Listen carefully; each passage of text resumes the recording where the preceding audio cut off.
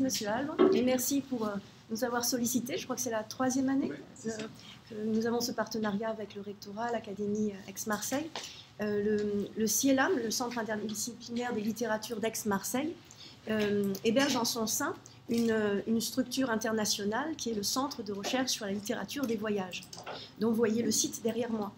Et il fête cette année ses 40 ans. En fait, il a été fondé comme un pionnier des humanités numériques en 1984 à la Sorbonne par François Moureau.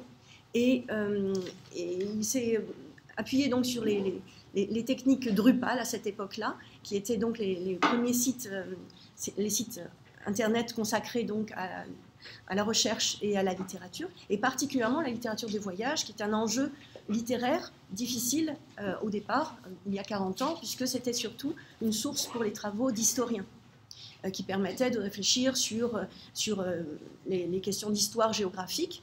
Et les textes n'étaient pas étudiés véritablement comme des objets littéraires, avec leur code, leur rituel, leur genre, leur registre. Et c'est donc la mission que s'était confiée le CRLV. Donc vous avez là le site, crlv.org, tout simplement. Et il y a cette année, donc pour les 40 ans de création du site, qui a ensuite, après être resté donc longtemps à la Sorbonne sous la direction de François Moureau, a migré à Clermont-Ferrand, au sein du CELIS, un autre centre de recherche, et maintenant il est donc à Aix depuis 2020. Et donc c'est une année riche en événements. La semaine dernière, nous étions en train d'ouvrir ces célébrations par le colloque Marco Polo, 700 années de lecture et de représentation de Marco Polo, la réception de Marco Polo jusqu'à aujourd'hui, hein, du texte de Rustichello jusqu'à Netflix, la bande dessinée. Aujourd'hui, nous avons cette journée d'études. La semaine prochaine, il y a une autre journée qui est organisée par Mathilde Mougin sur les voyageurs marchands. Et puis ensuite, nous allons voyager aussi. Nous irons à Genève sur les limites entre fiction et réalité dans la littérature de voyage. Puis en septembre, à la Maison Source, à la Sorbonne, pour réfléchir sur le décentrement, le décalage, comment les voyages d'ailleurs voient d'ici. Et on terminera l'année 2024 riche donc en événements en Suède, à Uppsala, en réfléchissant sur les liens entre les sons et les récits de voyage et l'expérience des voyageurs. Alors cette base, elle comporte des bibliographies critiques, mais aussi des bibliographies de corpus. Elle comprend aussi des bases de données, comme par exemple les fiches bicyclettes, qui sont le fruit d'un chercheur passionné qui a recensé tous les récits de voyage narrant des récits de voyage à vélo. Vous avez aussi une base iconographique, des images viatiques alors viatique, c'est l'adjectif qu'on utilise généralement pour désigner la littérature de voyage, parce qu'elle n'est pas voyageuse, cette littérature, il fallait trouver un adjectif. Odéporique, version grecque, viatique, version latine, c'est la version latine qui l'a emporté. Et donc nous avons des images viatiques, des textes viatiques, donc nous allons parler de littérature viatique. Il y a aussi plus récemment une base qui nous vient de Nouvelle-Zélande, de Viatica Pacifica, qui est consacrée aux illustrations de voyages dans les mers du Sud. Donc tout ceci est en ligne et disponible, et les conférences depuis 40 ans sont généralement enregistrées, soit en audio, soit en vidéo. Nous avons plus de 1000 fichiers maintenant audio, et beaucoup de vidéos qui étaient avant sur des serveurs divers, mais qui aujourd'hui sont réunis dans la chaîne YouTube du CRLV. Et donc, lorsque nous avons un événement, comme aujourd'hui, vous le voyez, voyage et écologie pour vous, même si c'est un cadre qui est restreint, il n'y a pas de public, ce n'est pas ouvert au public, les enregistrements permettront aux chercheurs, aux jeunes chercheurs comme aux chercheurs plus expérimentés ou aux passionnés, aux amateurs, de pouvoir écouter les débats. Nous avons aussi à Aix-Marseille Université un master éco-poétique et création à distance, et c'est aussi pour ce master que nous enregistrons aujourd'hui la journée. Donc en cliquant sur les actualités, vous voyez dérouler, donc aujourd'hui c'est notre programme, là c'était la semaine dernière Marco Polo, et à chaque fois donc le programme indique des communications qui, lorsqu'on clique là, nous amènent à la chaîne YouTube et qui permettent de visualiser les différents événements. Voilà, je ne m'étendrai pas plus longtemps. Savoir que ce titre est pour nous un petit peu problématique, voyage et écologie. Au départ, il était question de voyage et nature, d'appréhension de la nature par les voyageurs, peu de voyageuses aussi, parce que notre équipe est formée essentiellement du groupe médiéval 16e, 17e siècle. Et nous avons la chance d'avoir une intervenante qui, elle, nous emmènera jusqu'à la francophonie plus contemporaine, plus proche de nous. Mais c'est pour ça que nous avons un petit problème avec ce mot écologie. Ce mot est forgé tardivement. Dans notre période, ce n'est pas un mot que l'on peut employer. Donc nous allons essayer d'interroger justement ces concepts très actuels d'éco-critique, d'éco-poétique, d'écologie dans des textes plus anciens. Donc c'est pour ça que M. Albre nous a suggéré de mettre en sous-titre l'être humain et la nature. Ça, voilà. Ça a évolué, et pour quand je vous envoyez le mail, justement, le fameux mail. Voilà, donc il y aura un petit changement, comme vous l'avez su, hein, un décalage horaire, enfin décalage de l'horaire qui était prévu, et Mathilde Mougin, qui est à côté de moi et qui est co-organisatrice de l'événement, a accepté de parler cet après-midi pour que nous respections les horaires. Et c'est Mathilde Mougin qui nous propose, je mets le PowerPoint en route, une introduction sur ces concepts compliqués, complexes. Alors, je vais enchaîner sans plus tarder pour pas qu'on perde de temps. Donc, tout d'abord, nous souhaitons la bienvenue à cette 24e rencontre entre enseignants et chercheurs de l'université qui a pour but de promouvoir la circulation du travail qui se fait à l'université donc donc l'enseignement secondaire. Et nous espérons que les présentations des intervenants vous inspireront pour la préparation de vos cours et que vous pourrez en réemployer les matériaux. Par ailleurs, merci à M. Albre pour la co-organisation de cette journée avec le laboratoire du CIELAM d'Aix-Marseille, qui est un laboratoire de littérature, et en partenariat avec le CRLV qui vient d'être présenté. Comme Sylvie Requemora vient de l'expliquer, l'écologie signale, qui est dans le titre, signale l'inscription de cette journée dans une perspective éco-critique, en étudiant les rapports entre l'homme et son environnement. Mais la première réflexion qui s'impose avec ce titre, Voyage et écologie, c'est est-ce que ces deux notions sont compatibles, ou plutôt, on a la première réflexion qui s'impose, c'est plutôt que ce sont deux notions incompatibles. En effet, prendre soin de l'environnement semble être contraire au voyage qui, bien souvent, implique l'utilisation de moyens de transport énergivores au fort impact carbone. Donc, commençons par interroger les termes de cette journée. Qu'est-ce que l'écologie ?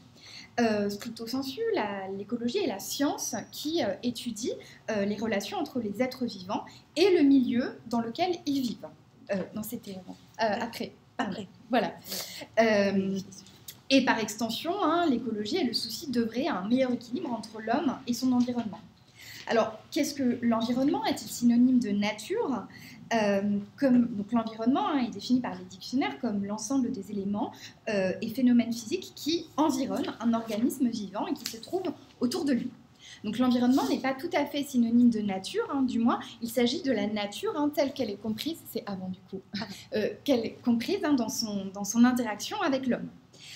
Et cet environnement peut comprendre les minéraux, les végétaux, mais aussi les animaux, tout ce que les études éco-critiques désignent comme les vivants non humains, aux côtés bien sûr des vivants humains. Et on utilise aussi l'appellation animaux pour opposer hommes et animaux. On peut aussi utiliser le terme de animaux humains et animaux non humains.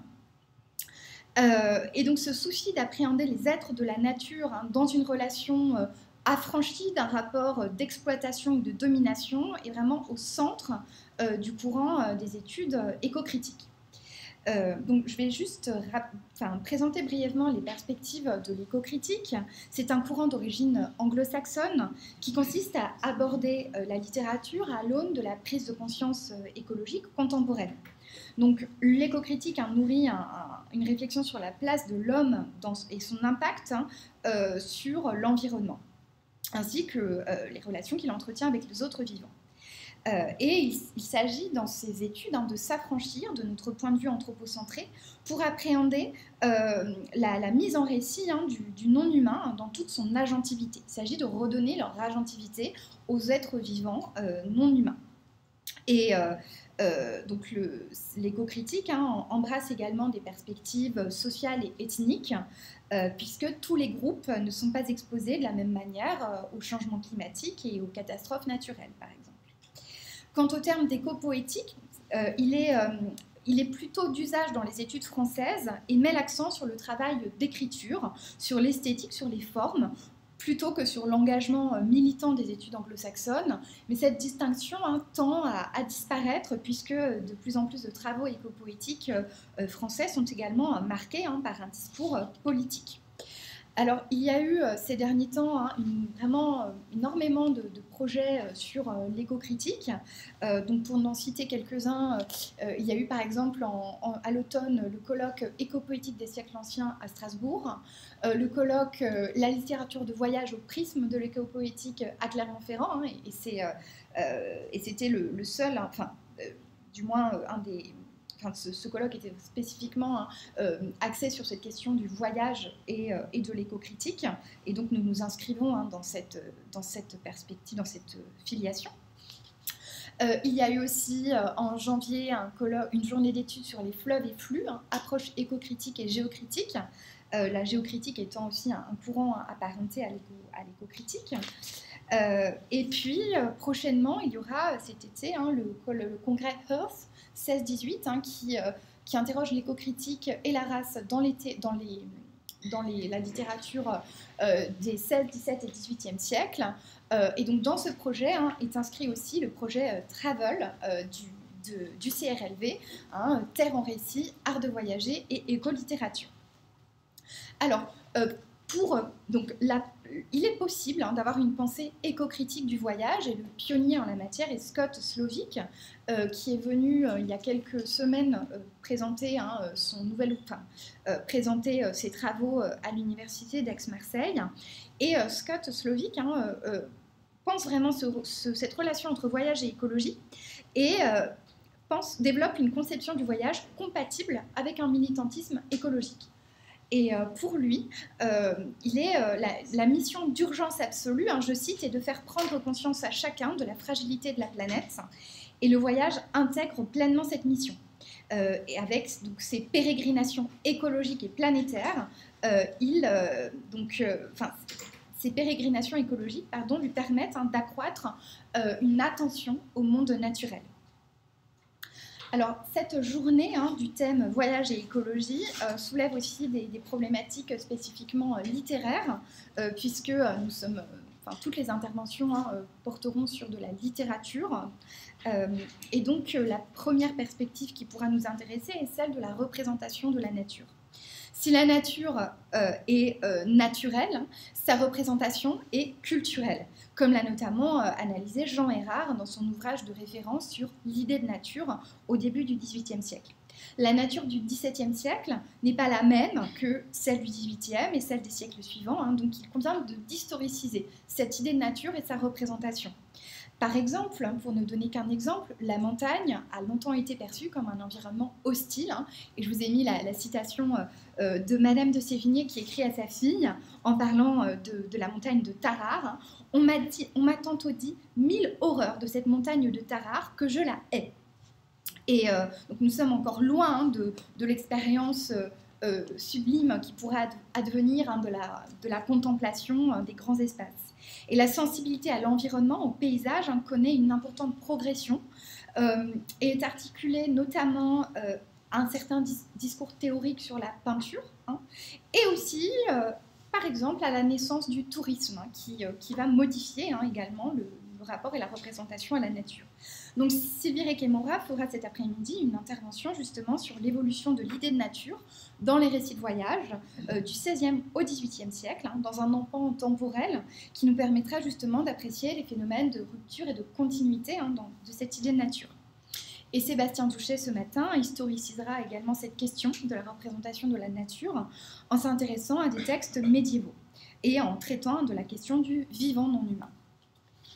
Alors avec cette, et j'ai presque terminé pour laisser la parole aux intervenants, avec cette question de la représentation de la nature doit aussi être abordée celle du rapport à la nature. Donc la littérature de voyage témoigne de différents types de rapports à la nature.